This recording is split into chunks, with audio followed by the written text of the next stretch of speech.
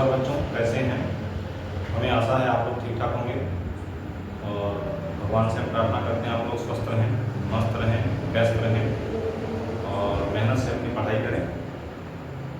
तो जैसा कि हमने आपसे बताया था कि हम आपके लिए अब अगला पार्ट फिजिक्स खत्म करने के बाद हम आपके लिए केमिस्ट्री ले आए, केमिस्ट्री के बाद मैथ आएगी। तो हम आपको एक एक पार्ट छोटा छोटा देते हैं जिससे आप बोर ना हो। तो आपके लिए हम ले आए हैं केमिस्ट्री। केमिस्ट्री में सबसे पहला आपका है सामान्य भौतिक रसायन। क्या है? सामान्य भौतिक रसायन। क्या है? सामान्य भौतिक रसायन, जनरल एंड फिजिकल केमिस्ट्री। इसको हम कहेंगे जनरल एंड फिजिकल केमिस्ट्री। बच्चों, हम जनरल से कोई भी चीज शुरुआत बेसिक से ही करते हैं। तो जनरल एंड फिजिकल केमिस्ट्री में क्या हम सबसे पहले ले आए हैं? द्रव्य। क्या है? द्रव्य।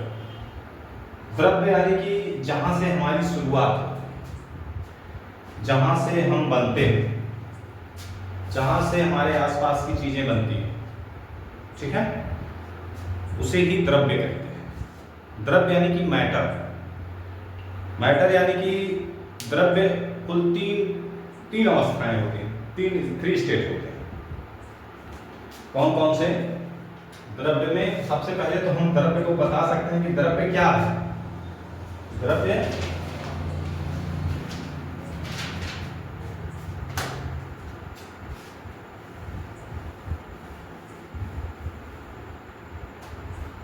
क्या है? द्रव्य है बच्चों, द्रव्य वह है जो स्थान घेरती है, जिसमें द्रव्यमान होता है। और इसकी कुल तीन अवस्थाएं हैं। कौन कौन सी तीन अवस्था? पहला, दूसरा और ये तीसरा। पहला है ठोस, दूसरा है द्रव और तीसरा है गैस। बच्चों, गैस ये तो ठीक है, कुछ अवस्थाएं और बताई गई। हम जो बेसिक जानकारी रखते हैं वो तीन के बारे में है, लेकिन कुछ अवस्थाएं और बताई गई। कहीं कहीं बताया गया है कि दो अवस्थाएं और हैं। पहला है, एक है प्लाज्मा और दूसरा है बोस आइंस्टीन।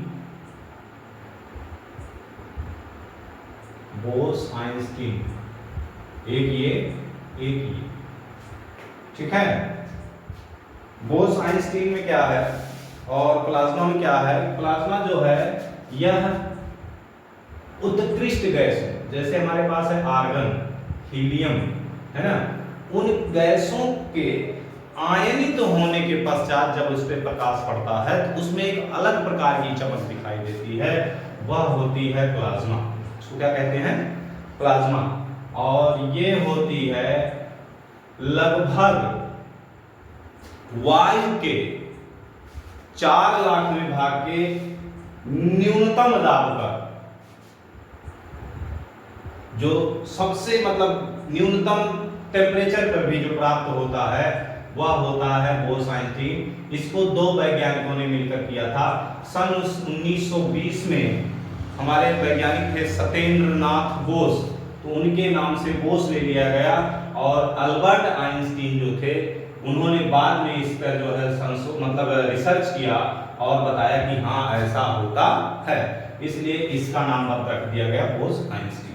ठीक है। तो पदार्थ की कुल कितनी अवस्थाएं फिलहाल हम जानेंगे, ये तो आउट ऑफ सिलेबस रहता है, कभी कभी हो जाता है। तो पदार्थ की कुल अवस्थाएं कितनी हैं? वैसे 3 नॉर्मल, लेकिन 2 और हैं, 5 हैं, लेकिन 3 हम पढ़ेंगे। पहला है ठोस, द्रव और गैस। 3 है। पहला ठोस, दूसरा द्रव, तीसरा गैस। ठोस क्या होता है? जिनकी आकृति और आयतन दोनों निश्चित होती है।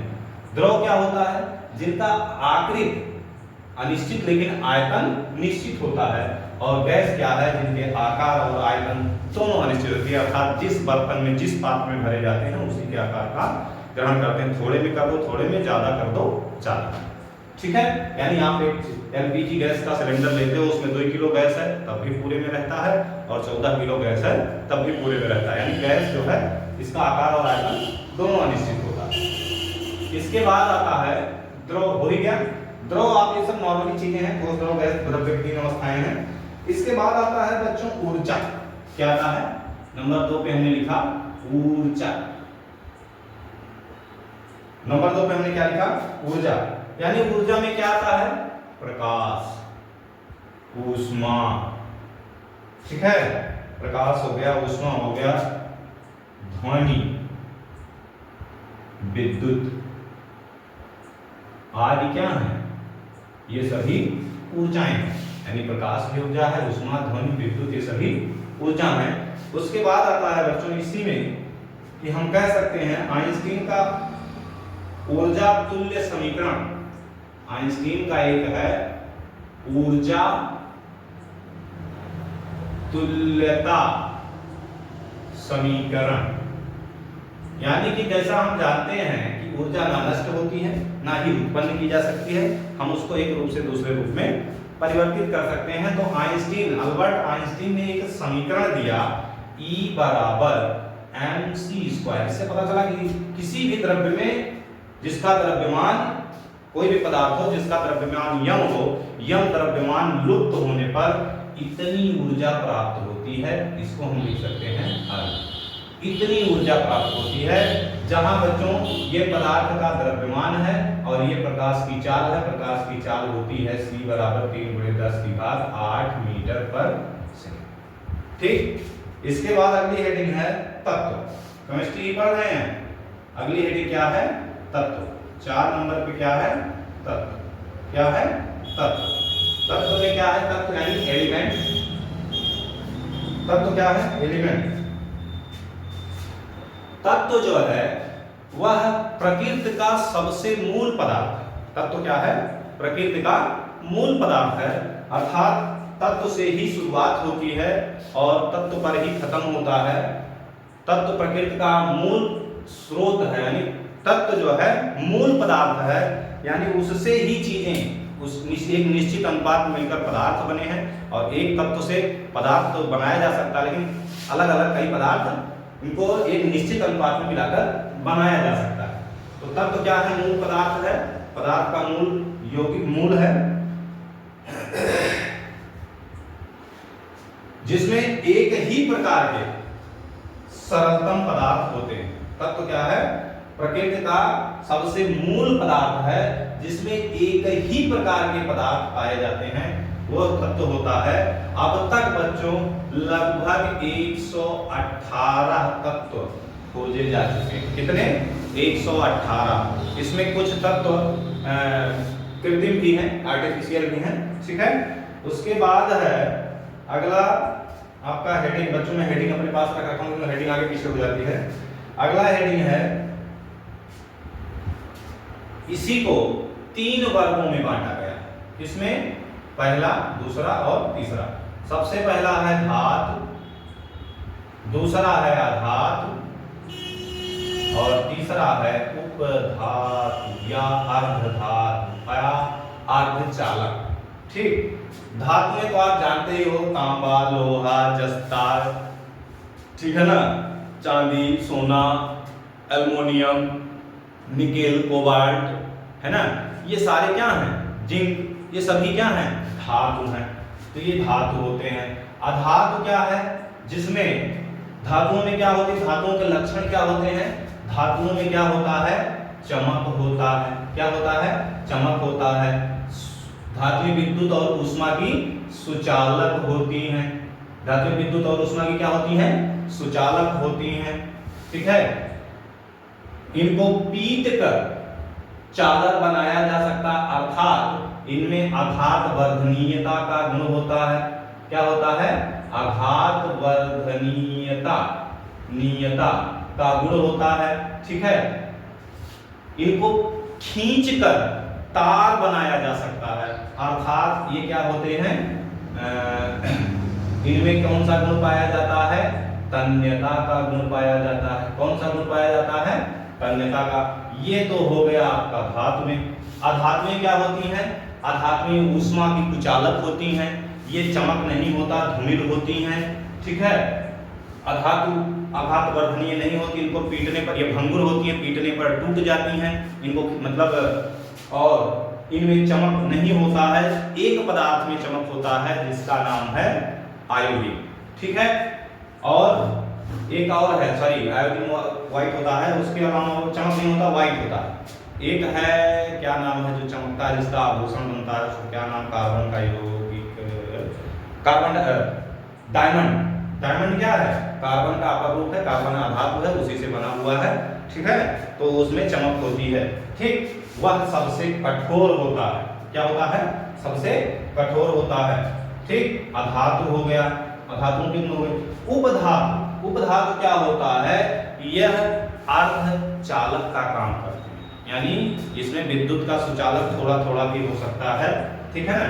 वह उपधातु होती हैं, जैसे जर्मेनियम, आर्सेनिक, है ना, एंटीमनी, ये सब क्या है? उपधातुएं हैं। क्या है? उपधातुएं हैं, ठीक है। अगली हेडिंग क्या है बच्चों? अगली हेडिंग आती है यौगिक। यौगिक को आप जानते ही हो कि दो या दो से अधिक पदार्थों को यौगिक, इसको मिला दिया जाए,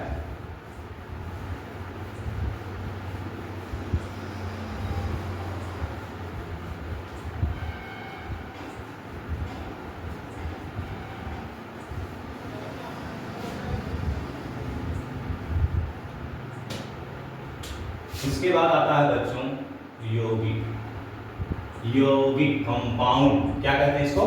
कंपाउंड। इसमें क्या कह सकते हैं कि दो या दो से अधिक पदार्थों के निश्चित अनुपात में मिलने से या उनके संयोग से बने नए पदार्थ को क्या कहते हैं?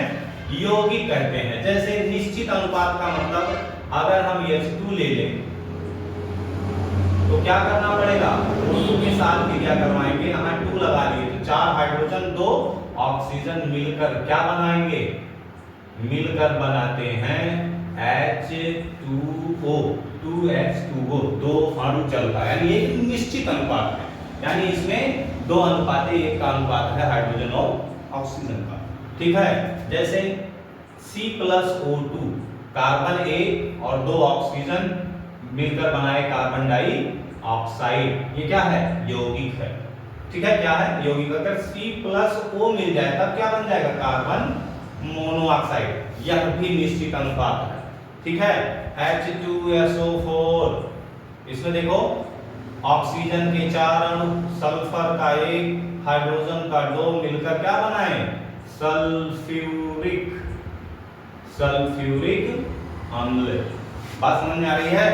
I2 मिला लो प्लस H2 मिला लो, H2 प्लस I2 मिला लो तो क्या बन जाएगा?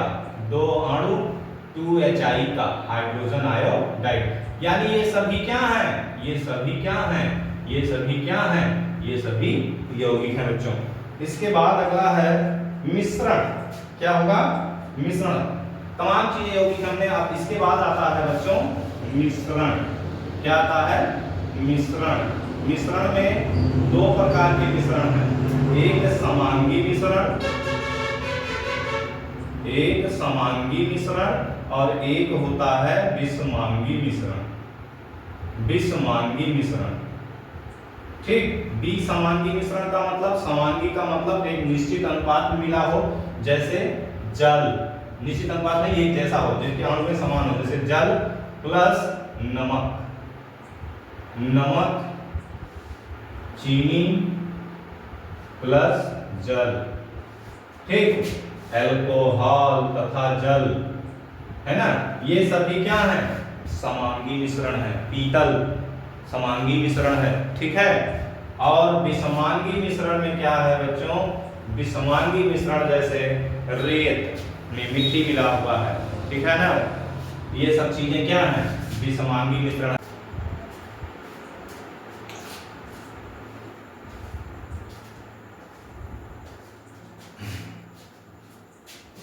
बच्चों थोड़ा सा रिकॉर्डिंग कम हो पाई, लेकिन हम उसके क्या कहते हैं, ऊर्ध्वपातन वगैरह हम देख नहीं पाए, रिकॉर्ड नहीं हो पाया। तो ऊर्ध्वपातन क्या होता है, जैसा कि हमने आपको बताया अभी, तो रिकॉर्ड नहीं हुआ।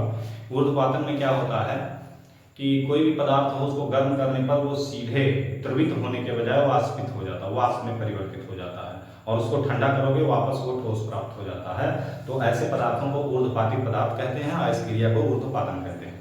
ठीक है, तो इसमें आपका जैसे कपूर हो गया, नौसादर हो गया, आयोडीन हो गया, ये सब क्या है, ऊर्ध्वपाती पदार्थ हैं, और इनको जो इसमें जो क्रिया होती है वो ऊर्ध्वपातन है।